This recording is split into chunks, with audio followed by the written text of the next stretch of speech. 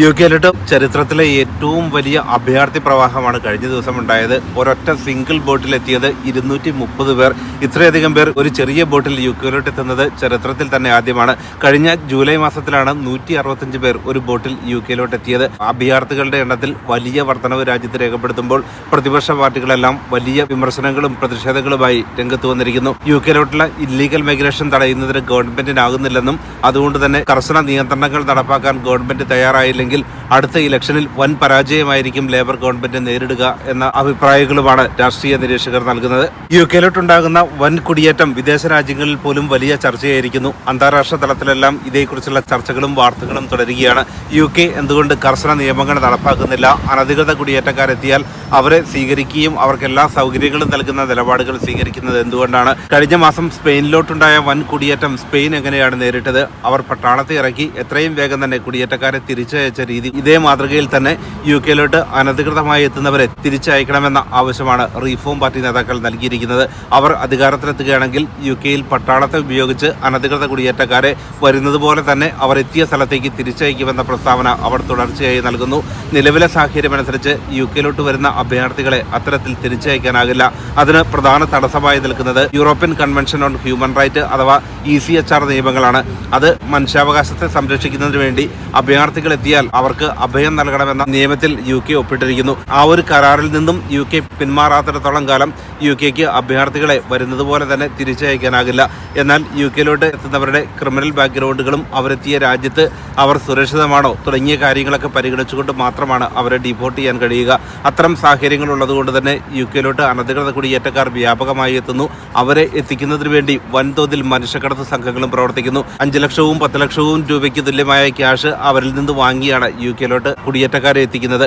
അതിനായി യൂറോപ്പിലെ പല രാജ്യങ്ങളിലും വലിയ മാഫിയ സംഘങ്ങൾ പ്രവർത്തിക്കുന്നു.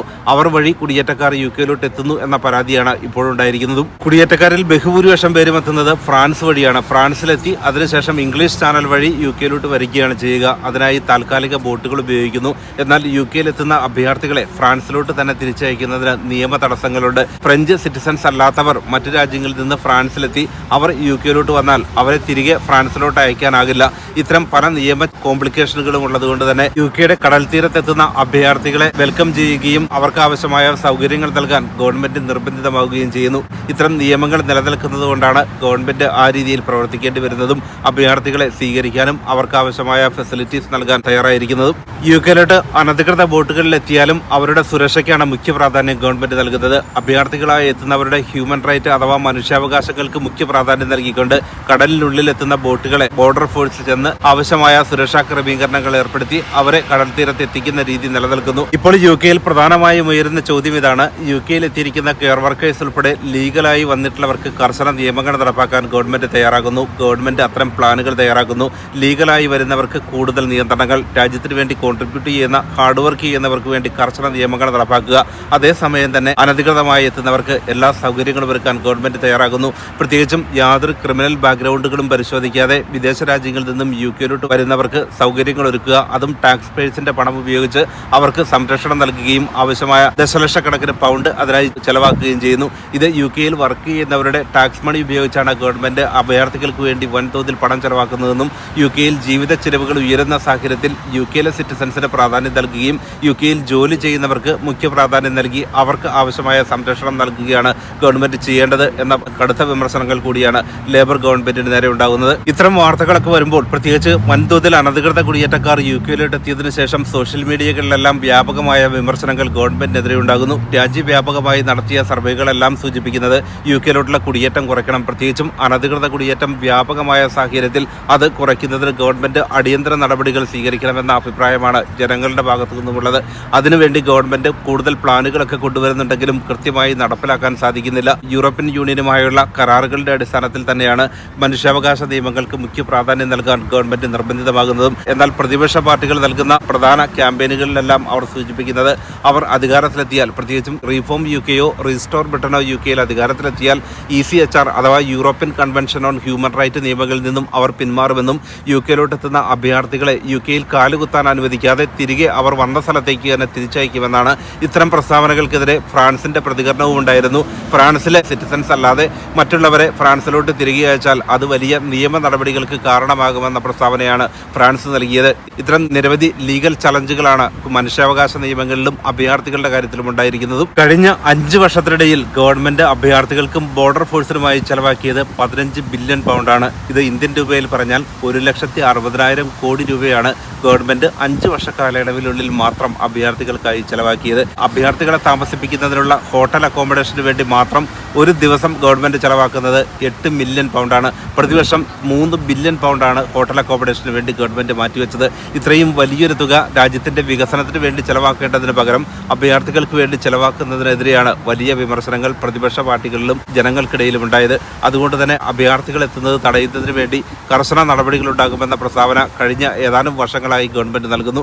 എങ്കിലും അത് നടപ്പാക്കുന്നതിന് ഗവൺമെന്റ് പരാജയപ്പെടുകയാണ് ഉണ്ടായത്. ഈ സാഹചര്യത്തിലാണ് വലിയ ക്യാമ്പയിനുമായി പ്രതിപക്ഷ പാർട്ടികൾ രംഗത്തെത്തിയതും വലിയ പാർട്ടിയൊന്നുമല്ലാതിരുന്ന റീഫോം പാർട്ടി രാജ്യത്ത് വലിയ മുന്നേറ്റമുണ്ടാക്കുകയും ജനങ്ങൾക്കിടയിൽ വലിയ പ്രീതി നേടാനായതും. അവർ അധികാരത്തിലെത്തിയാൽ നടപ്പാക്കാൻ ഉദ്ദേശിക്കുന്നത് പ്രധാനമായും കുടിയേറ്റ നിയമങ്ങൾ കർശനമാക്കുകയാണെന്നും അഭയാർത്ഥികളുടെ കാര്യത്തിലും കർശന നിയമങ്ങൾ ഉണ്ടാകുമെന്ന ക്യാമ്പയിനുകളാണ് അവർ കൊണ്ടുവന്നത്.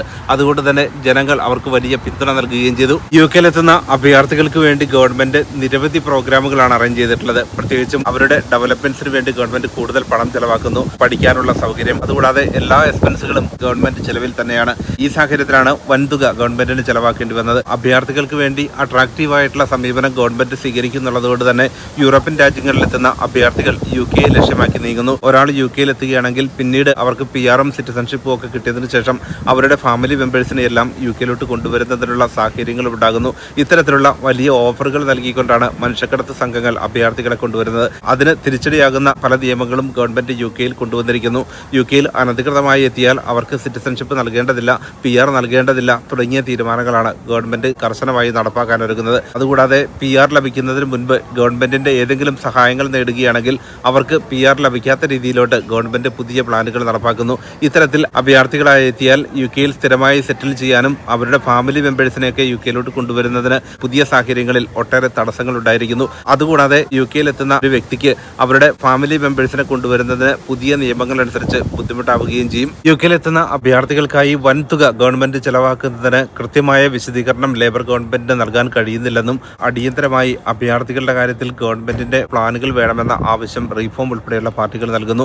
അടുത്ത ഇലക്ഷനിൽ വലിയ പരാജയം നേരിടേണ്ടി വരുന്ന സാഹചര്യമാണ് അഭയാർത്ഥികൾ ഉൾപ്പെടെയുള്ളവർക്ക് കൂടുതൽ സൗകര്യങ്ങൾ ഒരുക്കുന്നത് എന്ന വിമർശനങ്ങളും വ്യാപകമായി. മാത്രമല്ല ജനങ്ങളുടെ പൊതുവായ അഭിപ്രായങ്ങൾ അനുസരിച്ച് കുടിയേറ്റം കുറയ്ക്കണം. അതിന്റെ ഭാഗമായി തന്നെയാണ് ലീഗൽ മൈഗ്രേഷനിലും ഇല്ലീഗൽ മൈഗ്രേഷനിലും വലിയ കുറവ് വരുത്തുന്ന പുതിയ പദ്ധതികൾ ഗവൺമെന്റ് പ്രഖ്യാപിച്ചത്. യുകെയിലെത്തുന്ന വർക്ക് വിസ ഹോൾഡേഴ്സ് ഉൾപ്പെടെയുള്ളവർക്ക് 10 വർഷമാകുമ്പോൾ മാത്രം PR നൽകിയാൽ മതിയെന്ന തീരുമാനം അതിന്റെ ഭാഗമായിരുന്നു. എന്നാൽ പുതിയ നിയമങ്ങൾ നടപ്പാക്കുന്നതിന് ഒട്ടേറെ കാലതാമസങ്ങളും എതിർപ്പുകളും ഉണ്ടാകുന്നു. അതുകൊണ്ട് തന്നെ ഗവൺമെന്റ് പ്രഖ്യാപിക്കുന്ന പ്ലാനുകൾ രാജ്യത്ത് നടപ്പാക്കുന്നതിന് വലിയ ബുദ്ധിമുട്ടുകൾ നേരിടുന്ന സാഹചര്യങ്ങൾ തന്നെയാണ് ഇപ്പോൾ നിലനിൽക്കുന്നത്. പ്രത്യേകിച്ചും ഒരു വിഭാഗം MP-മാർ പുതിയ പ്ലാനുകൾക്കെതിരെ ശക്തമായ വിമർശനങ്ങൾ കൊണ്ടുവരുന്നു.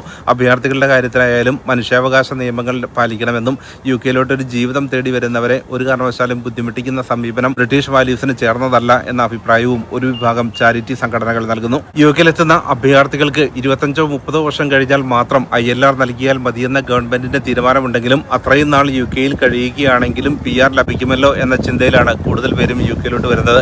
അതുകൊണ്ട് തന്നെ നിയമങ്ങൾ കൂടുതൽ കർശനമാക്കി കൂടുതൽ ക്രൈറ്റീരിയകൾ വിസ നിയമങ്ങളിൽ കൊണ്ടുവന്ന് കുടിയേറ്റം കുറയ്ക്കുക എന്ന രീതിയാണ് ഗവൺമെന്റ് നടപ്പാക്കാനൊരുങ്ങുന്നത്. ലേറ്റസ്റ്റ് വാർത്തകളുമായി വീണ്ടും കാണാം.